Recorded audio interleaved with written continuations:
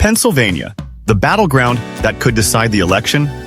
Pennsylvania has emerged as a battleground state that could determine the outcome of the upcoming presidential election. What makes this state so crucial? Could shifts in Pennsylvania's electorate since 2020 result in a different outcome this time? Key swing counties. Across the entire state, there are only two true swing counties, Erie and Northampton. These counties flipped from supporting Donald Trump in 2016 to supporting Joe Biden in 2020. Why did only these two counties shift? What made voters in these areas change their minds compared to other parts of the state? The swing in these counties could reflect how voters feel about key issues like the economy, healthcare, or social policies. What do you think are the reasons that caused these two counties to switch from red to blue? Will we see this trend continue? A tug of war between red and blue areas. Apart from the two swing counties, the rest of Pennsylvania is witnessing a clear tug of war between red areas growing redder and blue areas becoming bluer. This phenomenon is common in many states across the U.S., but what will determine which side comes out on top in Pennsylvania? Trump has gained strong support from red counties, which are smaller in population but deliver large margins of support. Can he expand his lead even further in these areas to offset the growing support for Democrats in bluer regions? The rise of suburban counties.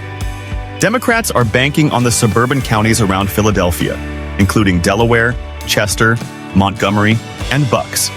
These areas have become increasingly favorable to Democrats in recent years.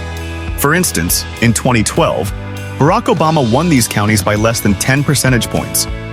But by 2020, Biden had increased that margin to around 20 points. Will suburban voters continue to support Democrats more strongly, or will there be a pushback? What factors in suburban areas like these might influence voter choices? Lackawanna County, a place to watch.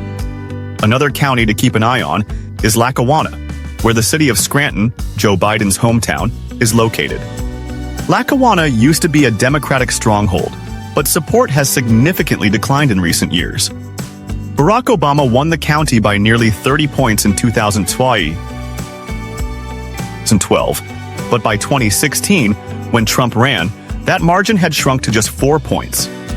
Biden managed to pull back some of that advantage, increasing the margin to 9 points in 2020.